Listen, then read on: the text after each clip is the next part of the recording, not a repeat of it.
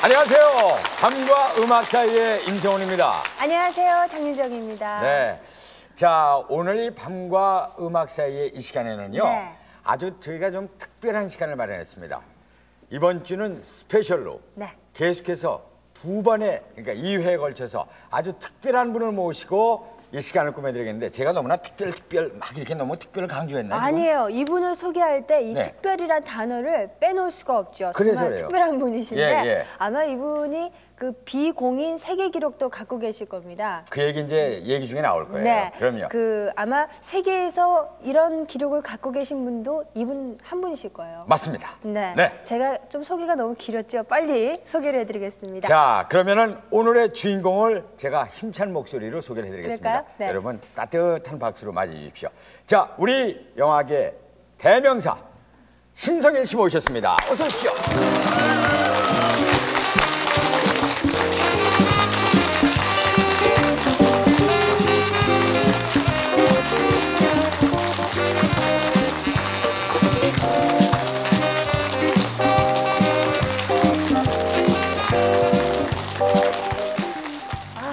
정말 여러분 너무나도 오랜만에 뵙죠?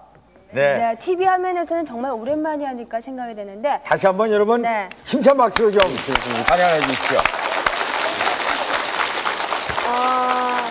물론 저희 세대도 그렇지만은 네. 지금 여기 나오신 주부 여러분 세대가 아마 신성인 씨 영화를 보고 자랐을 그런 세대 아닙니까? 그럼요. 네. 네, 그동안 네. 정말 텅 뵙지 못해서 어떻게 지내시나 참 궁금했는데 어떻게 지내셨습니까?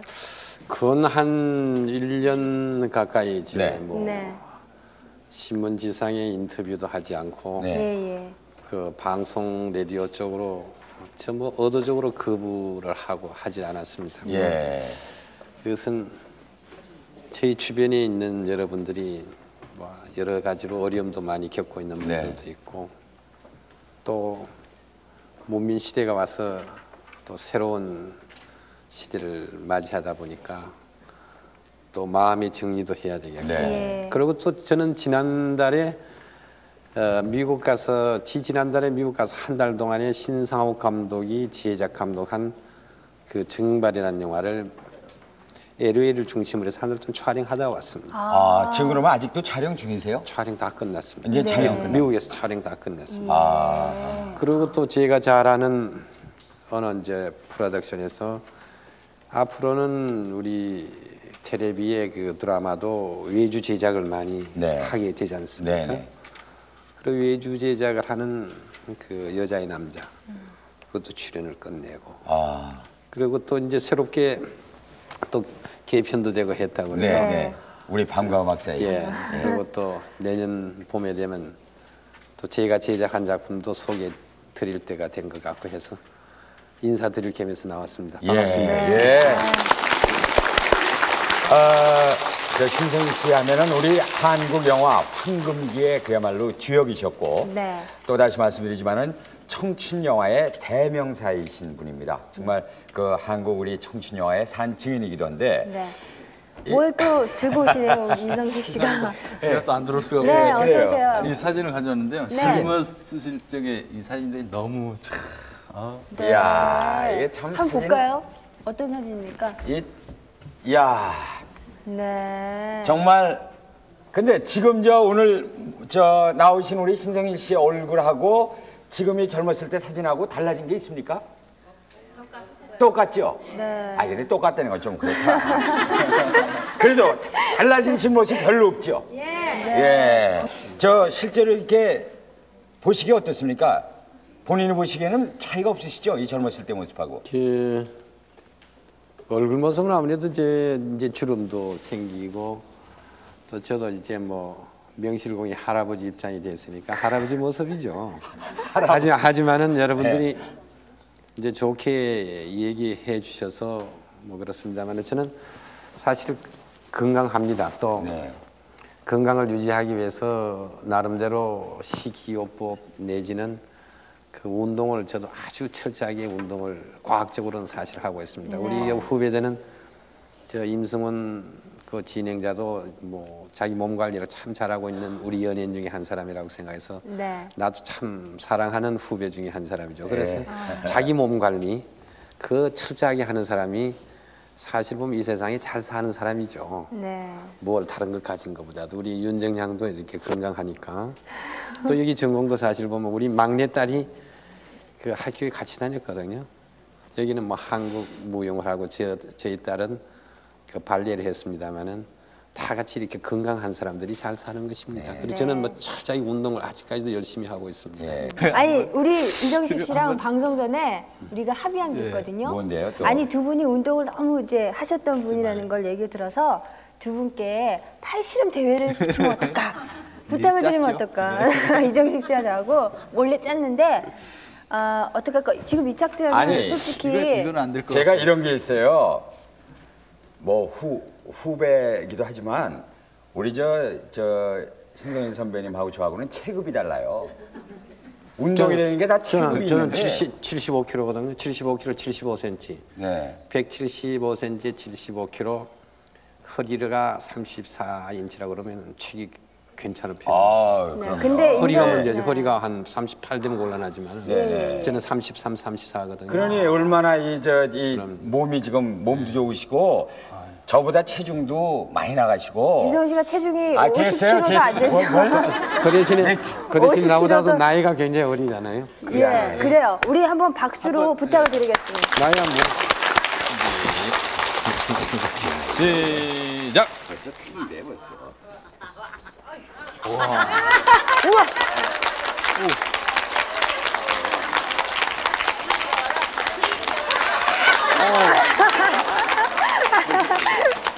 오. 이 정도 되면 무승부 아니에요? 아니. 네? 저 네? 선배님이 좀 봐주시는 것 같아요. 아니 그러면 이번엔 왼손, 한번, 예, 네. 왼손. 네. 오른손 내가 졌어. 아, 안 해요, 안 해요. 아, 지금. 네 대단하세요 두 분 다. 와, 이 책상이 떨리는 거 있죠? 네. 아유. 아, 이것도 무슨 비결이 있는 것 같아요. 시작.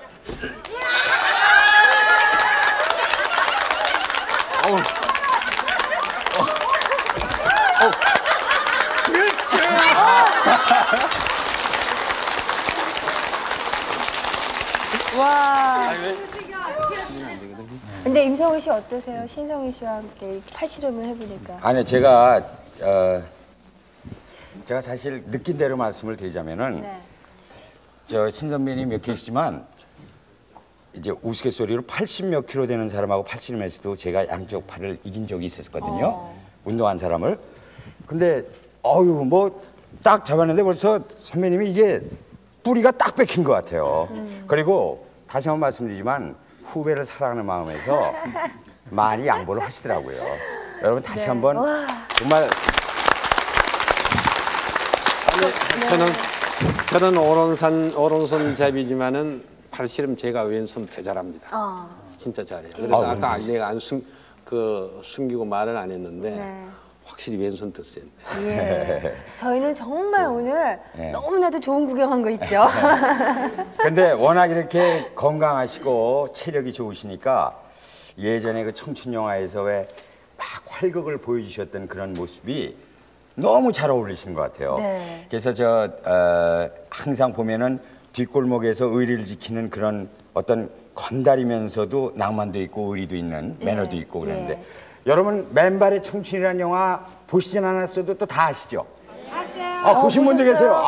예. 그럼요. 그 영화가 얼마나 인기였어요. 보신 분이 참 많이 계세요. 그러면은 바로 거기에 보면은 매력이 듬뿍 담겨 있는데 네. 여기서 오랜만에 맨발의 청춘 영화를 한 장면 좀 보겠습니다. 화면 한번 보시죠. 한숨도 나 혼자 씹어 삼키며 밤거리에 뒷골목을 누비고 다녀도 자, 지금 네. 저 영화 찍을 때가 이제 그럼 몇 년이 된 거죠? 63년도죠. 63년도 겨울. 30년. 30년. 딱 30년 전에 63년도 겨울. 예. 저 돌아가신 이해춘 씨 모습도 보이고. 예. 이게 마지막 장면. 저 마지막 장면이 참 진짜 트위스트긴 김한섭 씨 저 장면. 네. 여러분 아마 그리고 이제 네. 영화를 쭉 보면서 그 영화도 영화지만은 그 영화에서 보면 신성일 씨의 그 폼이 있지 않습니까? 아주 멋있는 그 특유의 폼이 참 네. 인상이 깊은데 예. 지금도 이 건강을 보시면은 예. 그 폼이 녹슬지 않으셨을 것 같아요. 그대로시죠 뭐. 그래서 예. 제가 감히 예. 부탁을 드리는데 어려운 부탁인지 알지만은 그때 그 폼, 그 우리가 막 너무나도 정말 갖고 있던 그 인상적인 멋있는 폼을 한번 부탁을 드리면 어떨까 싶거든요. 그 명동 거리가 굉장히 그 화려한 거리였었고 저희들도 신발 하나 사시려면은 누구 좀 봐주는 사람이 없나 하고 또 명동 거리 한번 헤매게 되고 예. 또 새롭게 이발을 하더라도 명동 거리 헤매고 요즘 그런 거리가 뭐 강남 쪽으로 옮겨진 듯 하지만 그때는 전체의 그 패션의 그 초점이 명동이었었거든요. 예. 그러다 보니까 너 나름대로 뭐 어깨들도 많고 근달들도 많고 모양 부리고자 하는 사람도 많고 그렇죠. 다 명동으로 모였습니다. 이제 그 맨발의 청춘의 그 주인공이 뒷골목 그 큰 보수도 못 되고 예. 네. 중간 보수 직전에 있는 그런 깡패거든요. 네. 그거 막 구두 닦기 하는 아이들 다 자기 쪼무라기들 다 자기 그 부하로 두고 하는 그런. 근데 이제 저희들이 그 액션이 대체로 그 젊은 사람들한테 재미있게 보여주기 위해서 좀 과장되게 이렇게 표현을 합니다. 네. 그럴 때 이제 서서 어떻게 하죠? 예를 들면은 신발도 제가 아이고. 예. 신발도 그때는 어떤 것이 젊은이들이 신고 싶었나 하면은 그 세무 신발이라고 그래서 세무 가죽으로 만든 그 신발이 있습니다. 예. 이제 그 신발을 그 영화에도 그게 나옵니다. 예, 그 첫 예. 사신고 예. 이게 세무잖아. 세무 예. 신발 사신고 예. 그리고 체크 무늬가 그때 또 유행이었었거든요. 이 체크 무늬 이걸 입으셔야지 되는데. 이 체크 무늬를 입고는 예. 그때 이제 상대 주인공이 되는 엄형난이라는 여자를 예. 기다리고자 예. 시정 앞을 이렇게 헤맨다고요. 예. 이렇게 헤매면서 하다 보니까 짐벗을 분이라고 차 오는 사람 가는 사람 예. 다 신발 보라고 이렇게 하다가 밑에 이렇게 닦는다고. 닦고는 탁 내밀죠. 탁 내밀고는 이거 왜 신발 보라고 새로 사시는 신발 봐라. 이거 마저 안 본다고. 안 보니까 그러니까 헛기침 해서 침을 푹 이렇게 받는다고. 받으면 침이 이렇게 떨어지거든. 그러면 지나가는 트위스트 김이 보다가 네. 아 형님 갑자기 쓰게 왜 침을 뱉고 그러냐고. 몰라 인마. 몰라 인마. 그래도 이 친구 보질 않고 아 여기 뭐 떨어졌느냐고. 그러면은 트위스트 이제 기사만 한 대 피해줘 인마. 피하면서 나 신발 봐 인마. 신발 인마 이 기가 막힌 신발 안 보여 이 새끼야. 예를 들면 네. 그런 액션들이 그 맨발의 청춘이란 영화가 소개될 때는 저희들이 그 청춘 영화가 없었습니다. 네. 그 전까지는 뭐 6.25 또 겪고 어렵게 겪다 보니까 젊은이의 그런 그 낭만이랄까 네. 그런 것이 소개된 작품이 없었는데 그렇죠. 지금 어머님들이 다 계십니다만은 그 영화를 사실 보시고 그 이후에 맨발의 청춘 이후에 청춘 영화가 계속 만들어지고 또 우리 영화계에 많은 관객을 끌어들이는 데에 큰 밑거름이 됐던 그런 작품이기 때문에 네. 그 청춘 영화에 사실 보면 효시라고 사실 볼 수 있습니다. 그 전에도 몇 작품이 있긴 있었는데 그만치 알려지기는 거기다가 맨발의 청춘이라는 주제가가 참 널리 불려지기 시작했고 그 뒤에 수백 편의 청춘 영화가 나오기 시작을 했던 것입니다. 네. 그게 지금 말씀하신 것처럼 하여튼 효시였는데. 네. 저는- 아니 근데 예. 맨발의 청춘 그 신성일 씨 흉내를 네. 요즘에도 왜 그 개그맨이나 잘해요. 코미디언들이 참 잘 내시잖아요. 근데 제가 왜 이 얘기를 꺼냈냐면 임성우 씨가 또 그렇게 흉내를 잘 내세요. 그때 이제 예를 들어서 택시를 세울 때도 예. 항상 그 특유한 그게 있어요. 그러니까 다른 배우들 같으면 예를 들어서 택시가 지나간다. 아, 택시 이러는데 신 선배님은 꼭 몸이 조금 옆으로 돌아요. 택시 딱 이렇게 세운단 말이에요. 그런데 그 이 말씀하실 때도 그 대사가 어떻게 되냐면 나는 대개 따님을 사랑한단 말입니다. 이 얘기를 할 때도 나는 대개 따님을 사랑한단 말입니다. 이게 아니라 나는 대개 따님을 사랑한단 말입니다. 그러니까 따님을 저에게 주십시오. 이제 이렇게 나오거든요. 맞아요? 틀려요? 아, 임성훈 씨가 참 흉내를 잘 내고 제가 하는 그 의도를 잘 꼬집어내서 지적을 했습니다. 그 왜 그렇게 하지 않을 수가 없었냐 하면은 그 전까지는 우리 선배들이 하는 연기가 대체로 아주 이렇게 평면적이었다면은 그 어떤 변화가 우리 자꾸 요구되는 그런 때였었거든요. 제가 요 아까도 이 젊은 시절에 이 우리 저 신선 씨의 사진을 이렇게 보여드렸는데 이 사진을 보더라도 참 그 학창 시절 때도 여학생들의 가슴을 많이 울렁거리게 하셨을 거예요. 얼마나 많은 여학생들이 또 애를 다 했겠습니까? 그 성장기 때 얘기를 이제 좀 그런 말씀하시는 걸 제가 별로 못 들었거든요. 이 프로그램에 나오셨을 때. 그 한창 이 성장기 때 어떠셨습니까? 저는 뭐 대구에서 태어나서 대구 고등학교 졸업할 때까지는 대구를 한 번도 벗어나지를 못했던 막 철찬 대구 뭐 촌놈이죠. 그 명문 나오셨잖아요. 경북 중고등학교 나오셨죠. 대구의 그 인교동이라면은 그 주택가로서는 굉장히 조용한 주택가로 알려져 있는 주택가입니다. 거기에 인교동 253번지에 태어나서 그 수창국민학교에 그다음에는 경북중학교, 경북고등학교. 그러니까 어린 시절에는 굉장히 그 집안에서도 그러니까 뒷받침이라고 그럴까 참 요즘 말로 빵빵했다고. 아닙니다. 그렇지 않습니다. 제 아버지가 일찍이 돌아가셨어요. 뭐 아주 어릴 때 돌아갔으니까 제 아버지 얼굴을 저는 잘 모를 정도로 일찍 여 있었거든요. 그러고 난 다음에 어머니가 이제 교육을 아주 철저하게 받으신 분이 돼서 거기도 대구에서는 그 명문인 경북여고 지금 경북여고고 그때는 경북 뭐 고등학교라 그럽니까? 거기에 사회 졸업생이니까 요즘도 동창회 가시면 이제 아주 원로급으로 그 자리를 이렇게 차지하고 계시는데 그 어머니가 뭐 대단하시죠.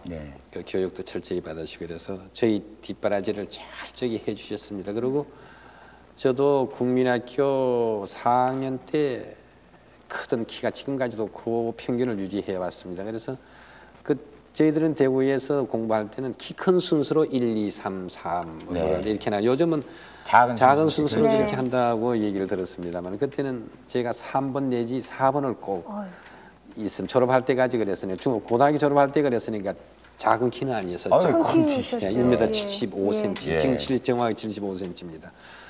그래서 육상부에 들어갔는데 그때 이제 100m도 하고 또 400m 리레이도 하는데 사실 보면 400m 리레이를 하게 되면 그 스타트를 끊는 사람은 좀 도전적이고 성질이 어떤 면을 봐서 좀 악착 같고 그런 성격이고 그 라스트를 뛰는 친구는 그 지구력이 있고 라스트 스파트가 센 사람이 하거든요. 국민학교 4학년 때 저는 스타트를 했어요. 그러고 보니까 꽤 도전적이고 그 남한테 지고 싶지 않은 그런 간이라고 그럴까 우리 경상도 보면 간땡이가 밖에 나가고 그런 면은 없잖아 있어서 저는 항시고 스타트를 했습니다. 스타트를 해서 그 스타트 참 잘 끊었습니다. 잘 끊는다는 것은 대체로 보면은 지금도 그것을 제가 활용을 합니다만은 사람이 흥분을 하고 또 가슴이 떨릴 때는 그 육상할 때 이제 스타트 할 때 심호흡을 하면서 가슴을 달래고 또 이 맥박이 막 뛰는 것을 진정시키는 것을 제가 국민학교 6학년 때 배워왔기 때문에 항시 어디 가더라도 제가 옆에 폭탄이 크게 터지는 소리가 난다든지 무슨 일이 나도 제가 지금까지 놀래보질 않고 저게 무슨 소린가 하고 돌아보고 누가 나보고 놀래게 하려고 했는데 내가 놀래지 않으니까 도리어 내가 민망할 정도로 놀란 채 하기도 했습니다만 그만치 당돌한 면은 없잖아요. 있었습니다. 예. 근데 그렇게 육상도 하시고 이제 그러니까 운동도 하시고 그랬는데 아까 그 이제 어머님께서 그렇게 고등교육을 받으신 어머니 입장으로 왜 뒷바라지를 잘 해주셨지 않습니까? 그래도 이렇게 무슨 어려움이라든가 또 어머님 혼자서 또 키우시려면은 그렇죠. 그 가정 형편이 경제적인 문제도 그렇고 뭐 있으실 것 같은데. 어머니 혼자서 저희 여러 형제를 기르면서 공부를 시키다 보니까 그때 도의 부녀회장으로 계시고 또 대구의 적십사사의 그 책임자로 계시고 그러다 보니까 여러 가지로 또 우리 아이들도 공부시켜야 되겠다 보니까 그때 이제 부인네들이 활동을 하시는 것이 산통이라는 것을 했지 않습니까? 요즘은 하시는지 모르겠습니다만은 개 모임이라고 하죠. 예, 그때는 산통이라고 그러죠. 대구에서는 산통이라고 그랬습니다. 그러니까 큰 산통의 괴주가 된 것이죠. 그러니까 또 그만 이제 공무원 생활하고 또 활동적이니까 많은 그 개원들이 모였던 것 같습니다. 그러다 보니까 어느 시간이 가다 보면 그 산통 깨지게 있는 걸로 돼 있어요. 산통 깨진다는 게 바로 그거네요.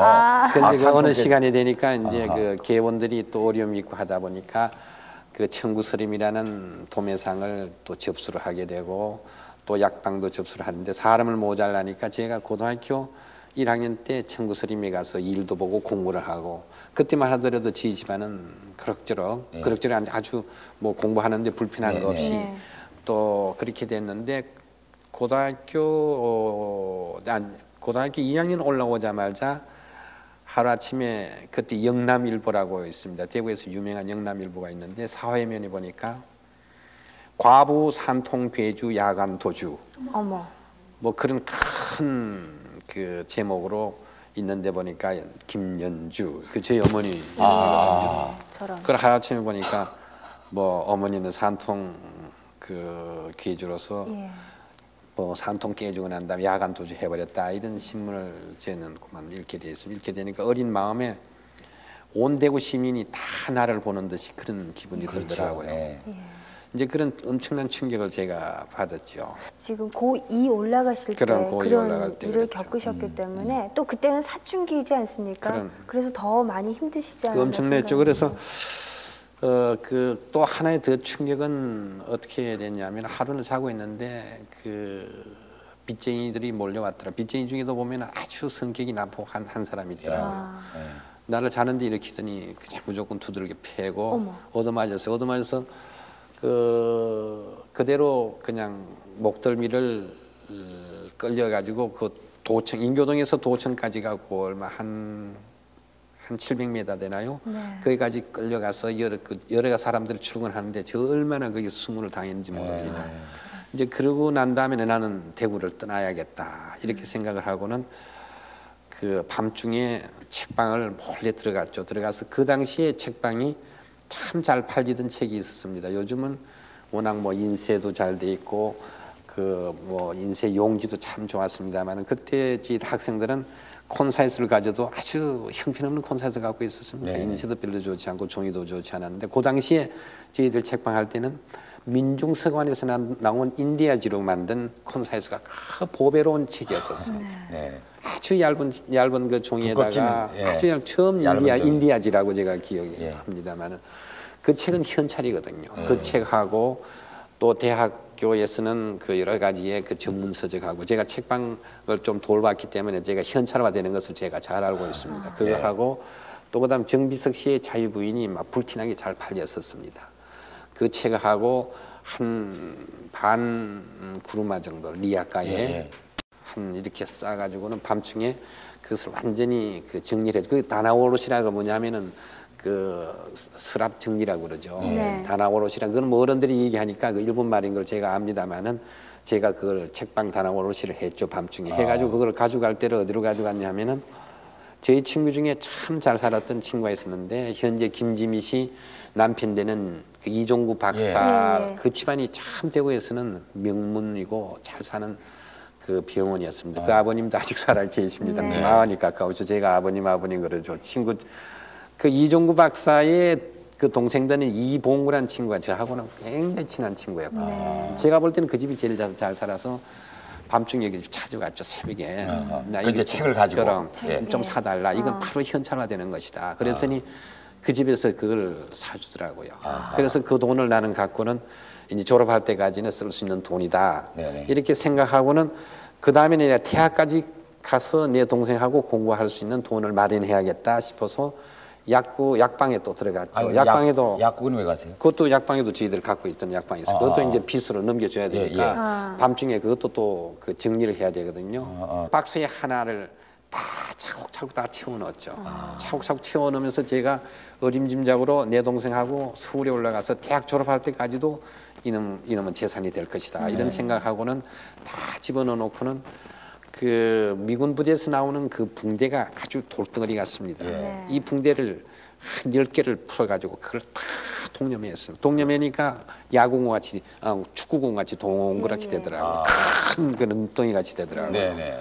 요걸 갖고는 저 이모 집에 그 다락이 있는데 그 이모 집에 그게 피신시켜 놓을 길은 거기밖에 없더라고요. 옛날에는 다락이 대체로 보면은 뭐 그 창고 같이 뭐 금고 같이 많이들 쓰지 않습니까 어머님들이.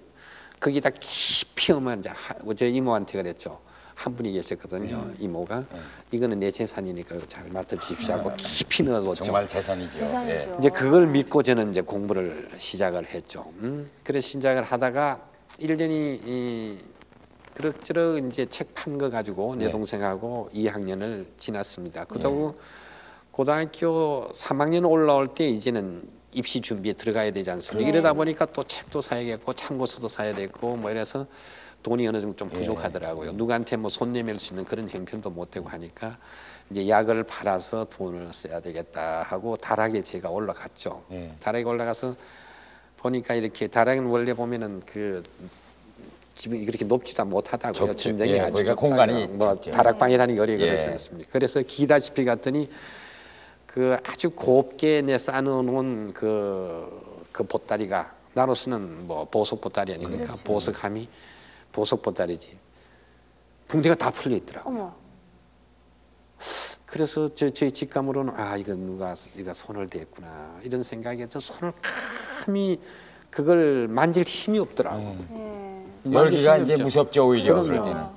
너무 하늘 보기 싫어. 그래서 그 엎드려서 한참 생각하고 별별 생각을 다 하고 있죠. 이럴 때 내가 올라간 조카가 내려오지 않으니까 이모가 올라와서 저 이름이 원래 신영입니다.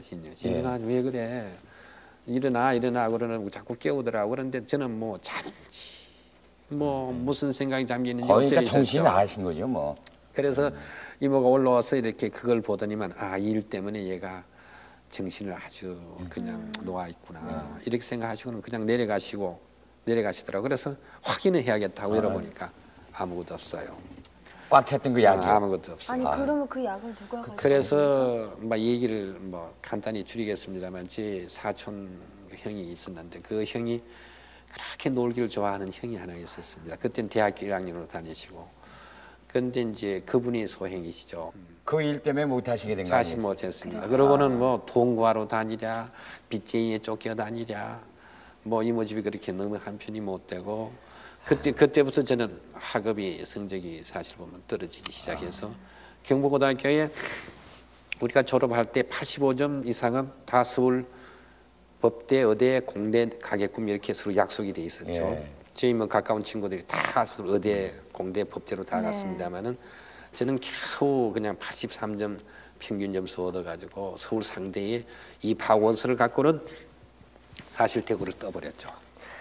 근데 그 대구를 그렇게 떠나고 싶더라고요. 그래서 그만 원서를 갖고는 대구를 떠나고. 심정을 뭐 저희가 다 이해를 할 수가 있는데 이제 그렇게 해서 돈을 벌어야겠다. 그때 그러셔서 영화 배우가 그때부터 되셨습니까? 그 원서를 가지고 대구를 떠나셨고. 원서를 갖고 그래 어머니 있는 그 주소는 알아서 찾아갔더니 그 가회동의 그 골짜기에도 그 달동네가 있지요. 그 달동네에 살고 계시는데 거기도 어머님이 참 이 부분 얘기할 때마다 어머니도 참 괴로워하시는데 청계천 지금 복개가 됐습니다만 청계천이 복개되기 전에 여러분들은 모습은 아시는 어머님들은 계실 겁니다. 그때는 이북에서 피난 내려오신 온 분들이 오도 갈 데 없는 분들이 다 거기 살고 계시는데 그 뭐 난민촌도 그렇게 어려운 그런 환경이고 아주 위생적으로도 형편없고 불길한 그런 곳입니다. 거기에서 호떡 장사를 하시더라고요. 어머니께서. 그래서 저로서도 뭐 거들어 드리지 않을 수 없어서 저도 거들어 드렸는데, 그때 저도 찍은 사진을 잠깐 봤지만 왜 그때 따라서 또 얼굴이 그렇게 환히 피었는지 몰라겠어요. 그 먹지도 못하고 또 여러 가지로 대학도 떨어지고 뭐 어려운 입장이 있는데도 그렇게 얼굴은 환히 피어 있을 때요. 그리고 호떡 장사하는데 어머니 호떡은 제가 먹어도 그렇게 맛이 나쁘지 않은데 옆집 호떡은 불티나게 팔리는, 우리가 팔리질 않는다. 아이고. 팔리질 않아. 그래서 가만히 보니까 그게 기술 부재래. 여기는 아주 얇게 하면서 쫄깃쫄깃하고 여기는 뭐 양만 많이 채워가지고 해놓으니까 그런지 팔리질 않아. 그래서 주위에 그 보면은 호떡 장사 하시는 분뿐이 아니라 뭐 국수 장사, 뭐 별별 장사, 튀김 장사 많이들 많이들 그게 하셨다고. 네. 그 주위에 나도 가끔 거들면은 저 집 아들이 참 잘생긴 아들이 호떡 장사 아들 같이 하는데 왜 여기 와서 저렇게 거들까? 뭐 이런 얘기를 오며 가며 또 직접 와서 얘기를 한다고요. 어머니도 보면은 여기 호떡 장사 하실 분 아닌데 아들도 그렇고 모자가니 왜 호떡 장사나? 그 이북에서 내려온 피난민도 아닌데 어찌 여기 와서 그렇게 하느냐고. 이런 소리를 사실 들었습니다. 이러다가 그러니까 제가 뭐 그 대학 가고자 하는 것을 포기했죠. 보면 저로서는 어디를 찾았느냐 하면은 직업 전선은 뛰어들어야겠다. 돈은 벌어야 되겠다. 그것이 저 영화계에 뛰어든 하나의 그 동기도 되기도 했습니다만은 사람이 그 어려운 고비에 또 그 우리 같이 그런 사춘기 때에 아주 동기가 간단한 걸로 사실은 저는 영화계에 뛰어들었거든요. 저같이 똑같은 그런 입장에 있으면서 서울로 도주해온 저희 식구가 있습니다. 누구냐면은 여러분들은 손시향이라면은 쉽게 이렇게 기억을 하시겠습니다만은 원래 이름이 손용호인데 검은 장갑 낀 손. 아시죠 그 노래? 그 노래를 바로 히트했던 그 가수죠. 그 학교 다닐 때 항시 노래를 잘 불러가지고 저희들한테 그 팝송도 가르쳐주고 그랬던 친구거든요. 저는 그래서 손시아이를 그 충무로에서 만났더니만 뭐 대단한 가수가 돼서 고등학교 때 가까운 친구를 봐도 뭐 자기로서는 이제 보니까 이제 그 우쭐하는 그런 마음에 그들도 보지도 않고 지나가니까 나로서 참 마음이 상했죠. 고등학교 친구도 몰라보고 참 내가 볼 때는 가수 중에 가수 딴따라 그거 뭐 대단하다고. 사실 보면은 저 한참 희망이 부풀어 있을 때는 그 가수 배우 뭐 이런 딴따라들 우습게 보고 이런 때가 사실 있었거든요. 그 시절에 이제 그 시절이 그렇죠. 요즘은 이제 연예계 등등 해서 요즘 많이 이제 이해가 달라지고 또 새롭게 요즘은 그 어떤 곽광을 받는 그런 직종이 되어 있습니다만 그 당시만 하더라도 여러 가지로 봐서 이렇게 그 색안경으로 보는 그런 직업이었습니다. 뭐 가수 됐다는 게 뭐 대단하나 뭐 나는 노래는 못 부르니 너보다도 그 한격 위인 영화 배우나 돼야 되겠다. 그러면서 제가 충무로를 찾았죠. 명동을 찾아보니까 사보이 호텔 앞에 있는 지금은 라이온스 호텔 앞에 있는 한국 배우 전문 학원이라고 있더라고요. 이제 거기 들어가서 제가 보면 시기는 놓쳤지만은 그 원장 선생님이 나를 보더니만 괜찮게 보았어요. 보더니만 그럼 입학을 하라. 그래서 한 학기를 못 하고 두 학기부터 2학기부터 제가 뛰어들어갔죠. 뛰어들어갔을 때 그때 그 강사들이 아주 좋았습니다. 그때 이제 김수용 감독, 유현목 감독, 또 연출하는 이진순 씨, 양광남 교수가 그때 그 미국에서 오셔가지고 그 스타니라우스키 배우 수업이라는 그런 연기론을 가르쳐주고 연기 수업을 저희들한테 가르쳐 주셨다고요. 그래서 거기에서 저는 그 영화 배우에 대한 훈련을 참 철저하게 받았습니다. 그때 기초적인 훈련, 기초적인 그런 그 학문, 거기서 사실 저는 받다가 또 그 수원에서 늘 통학을 하죠. 통학을 하면 주머니에 사정은 뭐 없죠. 아무것도 없죠. 뭐 그것도 학원생이 겨우 통학장 하나 더 가지고 다니는 거 이거밖에 없거든요. 그러니까 그 라이온스 호텔 충무로 2가에서 서울역까지 걸어 다니려면 어디로 가야 되느냐 하면은 사보이 호텔 앞에를 지나서 그 그 신세계 앞으로 해가지고 이렇게 걸어가야 되니까 꽤 걸어가야 됩니다. 그거 보면 한참 식욕도 왕성한데 꼭 저녁 시간이 되면은 배가 한참 출출할 때죠. 그럴 때 이제 그 사보이 호텔 앞에 영양센터라고 통닭구이가 그때 처음 생겼습니다. 그때 그런 거 많았죠 예전에. 아니 그것도 처음이에요. 그게 처음입니까? 그게 처음이에요. 아 그때 그 이후부터. 그럼 프라이드 치킨 처음이에요. 그러고 보면은 나 그 뭐 책살에 끼어가지고 이렇게 돌아가죠. 돌려가면 보면은 뭐 군침이 돌죠. 뭐 그 하필이면 또 냄새를 또 풍겨줍니다. 요즘도 보면은 그 명동 그 충무로 가면은 그 장수갈비집 같은데 보면은 냄새 풍겨주죠. 들어오라고. 그러니까 한참 식욕은 왕성하지 주머니 사정은 어렵지 먹고 싶지. 그런데 곧 지나가면은 구경하다가 지나가죠. 그러면 속에서는 쫄쫄 막 소리가 난다고. 근데 구경만 하다가 지나가지 않습니까? 그래 나중에 구경하는 것만 하다 보니 너무너무 약이 올라오고 내가 너무너무 초라해. 또 내가 미워질 수가 없어. 왜 이런 요것도 사 먹을 수 없는 그런 형편인가. 그래서 다음은 그 길로 가지 않고 큰 길로 나갑니다. 그때 병무청이 있었다고요. 그 피해서 큰 길로 나가. 그 냄새만 맡더라고요. 그래서 그것이 너무너무 한이 있어서 나중에 제가 그 형편이 좋아졌을 때 명동에서 하루에 한 번씩 꼭 촬영했거든요. 점심 때 되면 거기서 먹었다고요. 1년 가까이 그 집에 제가 단골을 막 1년에 한 이틀이 몰다 왔습니다. 꼭 한 마리 내지 혼자 먹기는 못해서 주위에 사람 다 불러다 너무 포근이 돼서 한 1년 먹고 나니까 무슨 냄새가 나느냐면 닭똥 냄새. 근데 제가 들리는 소문 들어보니까 우리 신전 씨께서 전화 예절이 너무 바르셔서 전화 예절로서 성공을 했다. 이런 얘기도 있더라고요. 근데 저는 그게 어떤 얘기인지는 확실히 모르겠어요. 그래, 맞습니까? 요즘도 그렇습니다. 요즘은 뭐 집집마다 전화가 다 있고 뭐 하다 못해 지금 어머님도 뭐 핸드폰 갖고 계신 분 계시겠죠. 이제 뭐 전화가 요즘 보면은 뭐라고 할까 그냥 책꽂이 같이 그냥 항식 갖고 다니는 그 이동품 같이 되어버렸지만 그때는 전화라는 것이 재산 목록의 1호 될 정도였습니다. 그리고 또 영화사는 나름대로 일이 뭐 하도 바쁘고 이러다 보니까 신상호 감독은 뭐 저희 뭐 하늘 같은 분이죠. 이분이 사무실에 오게 되면 뭐 각 분야에서 전화가 오는 게 굉장히 많습니다. 그때는 뭐 일간지 같으면 6대 일간지죠. 동아일보부터 해가지고 예를 들면 서울신문사까지 뭐 조선일보, 한국일보 등등 해가지고 6대 신문사의 기자들이 문화부 기자들이 영화계를 주름 잡다시피 했었습니다. 나중에도 그 말씀도 드릴 기회가 있을는지 모르겠습니다만은 이분들이 전화하고 심필님이 워낙 큰 회사다 보니까 조남사 씨, 그다음 한운사 씨, 김희창 씨, 장사공 씨, 김광윤 씨 역대의 뭐 내노라 하는 시나리오 작가. 이분들이 심필님의 다 작품을 늘 공급을 하면서 신감독하고 가까이 계시죠. 그런데 이렇게 저도 그 심부름을 하면서 심필님이 이렇게 일을 하고 있다 보니까 신감독에 대해서 전화를 받아주는 사람이 없더라고요. 그 전화벨을 울리더라도 혼자 왔다 갔다 경리로 왔다 갔다 하고 바쁘니까. 근데 그 전화가 항상 중요한 전화라고.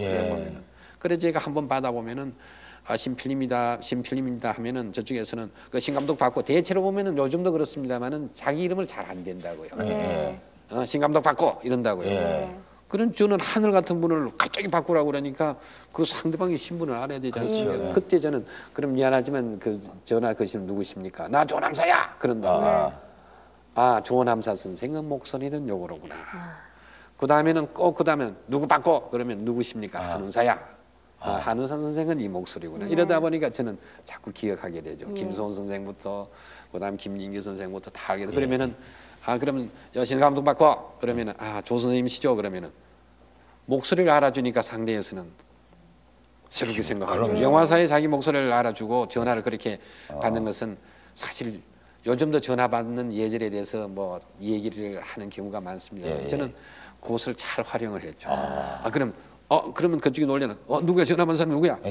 저 신성일입니다. 그러면 이번에 신인으로 뽑혔던 신성일이로구나. 그럼 조선희한테 알려지기 시작했죠. 이제 그래 로맨스 빠빠는 제가 이제 그 첫 작품으로 출연을 했습니다만은 신상욱 감독의 욕심은 그 선민영화사의 김지미 씨가 있는 그 영화사에도 춘향전을 준비하고 또 신필님에서도 성춘향을 준비하고 이런 때에 그 춘향이는 현희 씨가 결정이 돼 있는데 그 이몽룡이가 결정이 안 되기 때문에 저를 이제 이몽룡으로 한번 그 출연을 시킬까 해서 한번 테스트 겸 해서 어디를 같이 출연을 시켰냐면은 백사부인이라는 작품이 있습니다. 백사부인. 그게 이제 중국의 어떤 괴기 예. 영화인데 그래 지연이 씨하고 저하고 같이 출연을 했죠. 그게 그러면 첫 작품이 되시는 겁니까? 아니요, 로맨스 파파 로맨스 아, 파파. 그거 후죠? 후에 지금 나오는 장면이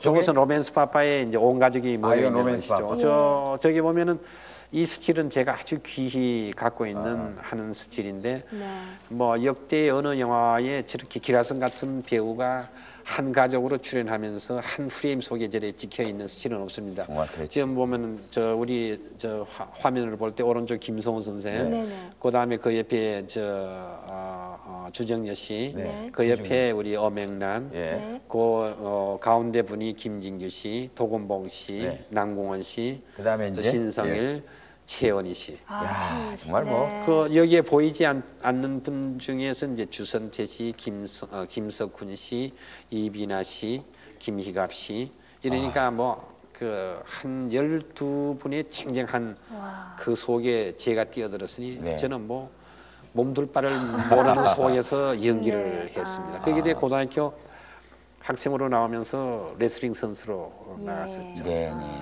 그래서 로맨스 파파 후에 성춘향에 한번 캐스팅 당할 걸 생각하고 백사 부인을 찍는데 백사 부인을 하면서 최은희 씨하고 저하고 그 어떤 그 아주 농도로 짙은 그 라브씬이 있었어요. 그 당시에도요? 그 당시에 그거는 그 시대극에 가까운 그런 의상을 입고 하시고 뭐 몸에 노출이 되고 이런 것은 없죠. 네. 이런 것은 없는데 신상훈 감독이 레디고를 부르면서 그런 접촉신을 하라고 그랬는데 도저히가 떨려서 하지를 못했다고요. 그렇죠. 뭐 대선배 하느님 같은 스승의 부인에다가 대선배시니까 뭐 온몸이 그냥 사시나무 떨듯이 제가 떨었습니다. 진짜 못했다고. 아니 근데 저 예전에 사실 그 여배우 쳐놓고 뭐 젊은 여배우든 아니면은 뭐 선배든 후배든 간에 신성일 씨하고 영화 출연을 한번 해보는 게 소원이었다. 네. 소원이다 하시는 분이 거의 대부분이었습니다. 정말 많은 여배우들하고 저 공연하시지 않습니까? 네, 또 들어오시네. 예. 아니 실례하세요. 앉으세요. 앉으세요. 왜 안 오시나 나 기다렸어요. 그 뭘 가지고 계세요? 이게 한국 영화 예. 여배우사라고나 할까요? 이제 쭉 해놨는데요. 여기 이제 안 나오신 분들도 많은데요. 좀 추렸습니다. 이렇게 오랫동안 장수를 하시면서 배우로서 연기자로서 활동을 하신 분이 어디에 또 계시겠습니까? 네. 그런데 오늘 예. 이 많은 여배우들의 얘기를 듣자 하니까 네. 너무 시간이 많이 걸릴 것 같아요. 우리 그러면 이렇게 할까요? 어떻게 할까요? 자, 처음에도 말씀드렸죠. 특별해요, 특별. 우리가 저 이 방과 음악 사이로 프로그램이 또 이렇게 새로운 프로그램이 이렇게 여러분께 손을 보이고 처음으로 내일까지 우리 이제 신성일 씨를 모시고 이 여자 이 연기자들하고의 또 뒷얘기도 많을 거라고요, 사실. 근데 말씀을 다 해주실지 모르겠지만 그 얘기들을 우리가 또 본격적으로 내일 한번 좀 들어보겠습니다. 네. 네? 자, 내일 괜찮으시겠어요? 또 괜찮습니다. 네. 아니 웃음이 의미심장하신 것 같아. 아마 내일 기대하시는 분 많이 계실 겁니다. 그렇죠. 자, 내일 꼭 기대해 주시고요. 네. 그러면 저희는 여기서 인사를 드려야 되겠네요. 인사드리겠습니다. 그리고 네. 내일 밤에 다시 만나 뵙겠습니다. 네, 시청자 여러분 내일 이 시간 기다려 주십시오. 예, 감사합니다. 사랑과 꿈이 넘치는 밤과 음악 사이는 남성 토탈 패션 빅벨 협찬입니다.